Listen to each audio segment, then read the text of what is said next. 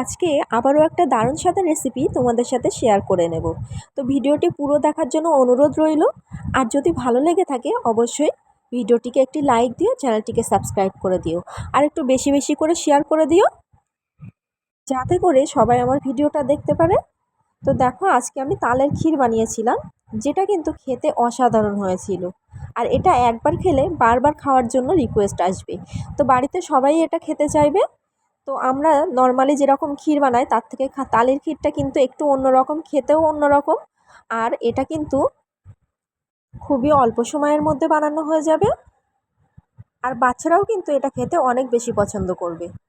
তো আজকের এই রেসিপিটা আমি কিভাবে করলাম সেটা তোমাদের সাথে একটু শেয়ার করে নিই। আর এই ক্ষীরটা বানানোর জন্য খুব বেশি উপকরণেরও দরকার নেই। ওই জন্য খুব সহজেই আমরা সবসময় বাড়িতে এটা করে ফেলতে পারি।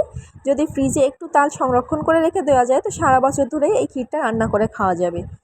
তো দেখো, আমি এখানে 1 বাটির মতো আলো চাল নিয়ে নিয়েছি। আর এই চালটাকে পরিষ্কার করে ধুয়ে নিতে হবে। তো পরিষ্কার জল দিয়ে আমি এটাকে 2-3 বারের মতো ধুয়ে নিয়েছি। আর যতক্ষণ না পরিষ্কার জল বার হচ্ছে ততক্ষণ এটা ধুয়ে নিতে হবে ভালো করে। আমি এটাকে 2-3 বারের মতো ধুয়ে নিয়েছি। তারপরে পরিষ্কার জল দিয়ে এটাকে ভিজিয়ে রেখেছি আধ ঘন্টার মতো। আর সেই ফাঁকে আমি কিছু কিশমিশ আর একটু আমন্ড আর কাজু বাদাম কেটে নিয়েছি। তো সেগুলো আমি একটু ছুরি দিয়ে ছোট ছোট করে কেটে নিয়েছি, এতে করে দেখতে সুন্দর লাগবে। তো তারপরে এগুলো এক সাইডে রেখে আমি একটা প্যান বসিয়েছি, যার মধ্যে আমি এখানে 1 বাটির আর হাফ বাটি, মোটামুটি 1.5 বাটি মতো জল দিয়েছি। তার মধ্যে একটা তেজপাতা দিয়ে দিয়েছি আর একটা এলাচ দিয়ে দিয়েছি। এলাচটা আমি ছাড়িয়ে দিয়েছি, এতে করে ফ্লেভারটা ভালো আসবে। আর কিশমিশগুলোও আমি উপর থেকে দিয়ে দিলাম। তারপরে জলটা বেশ ফুটে আসলে তার মধ্যে আমি যে ধুয়ে রেখেছিলাম চালটা, যেটা আধ ঘন্টা ধরে ভেজানো ছিল, সেটা আমি দিয়ে দেবো উপর থেকে। আর এটা কিন্তু ভিজে এখন অনেকটাই নরম হয়ে গেছে, ওই জন্য খুব তাড়াতাড়ি সিদ্ধ হয়ে যাবে। তোমাদের হাতে যদি সময় না থাকে তাহলে 5 মিনিট ভিজিয়ে রাখলেও হয়ে যাবে এটা।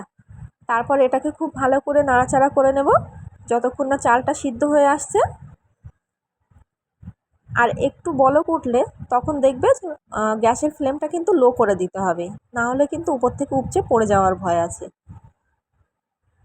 তারপর এটাকে খুব ভালো করে নাড়াচাড়া করে নিয়ে যখন জলটা একটু শুকিয়ে আসবে তার মধ্যে আমি দিয়ে দেবো এখানে লবণ। তো পরিমাণ মতোই লবণ দিতে হবে, যেরকম স্বাদ অনুসারে। মিষ্টি জিনিসে লবণ দিলে মিষ্টির স্বাদটা অনেক বেশি বেড়ে যায়।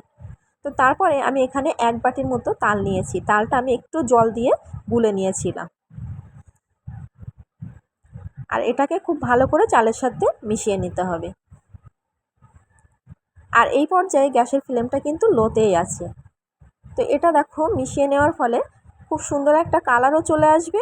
আর এইভাবে তালের যে টেস্টটা সেটা কিন্তু চালের সাথে আস্তে আস্তে মিশে যাবে। তো খেতেও কিন্তু অনেক বেশি টেস্টি হবে। এটা আস্তে আস্তেই রান্না করতে হবে। আর কন্টিনিউ কিন্তু নেড়ে যেতে হবে, নাড়াচাড়া বন্ধ করলে তলায় লেগে যেতে পারে।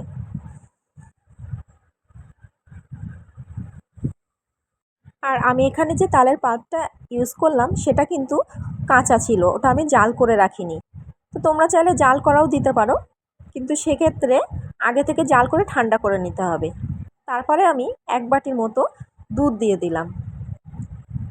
আর দুধটা দেওয়ার পরে এটাও নাড়াচাড়া করে ভালো করে মিশিয়ে নিতে হবে। আর এখন কিন্তু চালটা একেবারেই গলে এসেছে। আর আমি কিন্তু দুধটা জাল করা দুধ নিয়ে নিয়েছি, আমি আগে থেকে জাল করে সেটা ঠান্ডা করে নিয়েছিলাম, সেই দুধটা আমি দিয়ে দিয়েছি। এরপরে মিক্সচারটা একটু ঘন হয়ে আসলে তার মধ্যে আমি দিয়ে দেব চিনি। আর চালটা গলিয়ে নেওয়ার পরেই কিন্তু চিনিটা দিতে হবে। তো এখানে আমি হাফ বাটির মতো চিনি দিয়ে দিয়েছি, চিনিটা স্বাদ অনুসারে দিতে পারো। তো দেখো, তারপরে এটা কিন্তু নাড়াচাড়া করে নামিয়ে নিতে হবে। আর ঠান্ডা হয়ে যাওয়ার সাথে সাথেই কিন্তু দুধটাও টেনে নেবে এটা। তো তারপরে আমি এটাকে নামিয়ে একটা প্লেটে করে তুলে নিচ্ছি। আর দেখো, এর কালারটা কত সুন্দর এসেছে, দেখতে তো বেশ সুন্দর হয়েছে। আর খেতেও কিন্তু অনেক বেশি টেস্টি হয়েছিল। আর এটাকে গরম গরমই আমি প্লেটে তুলে নিচ্ছি, এতে করে এটা খুব ভালো করে সেট হয়ে যাবে। আর এটা ফ্রিজে দিয়ে ঠান্ডা করে খেতেও কিন্তু বেশ ভালো লাগবে, গরম গরম খেতেও কিন্তু ভালো লাগবে। তো উপর থেকে আমি কিছু কাজু আর কিশমিশ দিয়ে দিচ্ছি, সেই সাথে কিছু আমন্ডও কুচি করে রেখেছিলাম সেগুলোও দিয়ে দিচ্ছি, এতে করে দেখতে অনেক সুন্দর লাগবে। তো যখনই মিষ্টি খাওয়ার মন হবে এরকম সহজ একটা রেসিপি কিন্তু করাই যেতে পারে খুবই অল্প সময়ের মধ্যে। আর বাড়িতে গেস্ট আসলেও কিন্তু এটা তৈরি করে পরিবেশন করা যেতে পারে।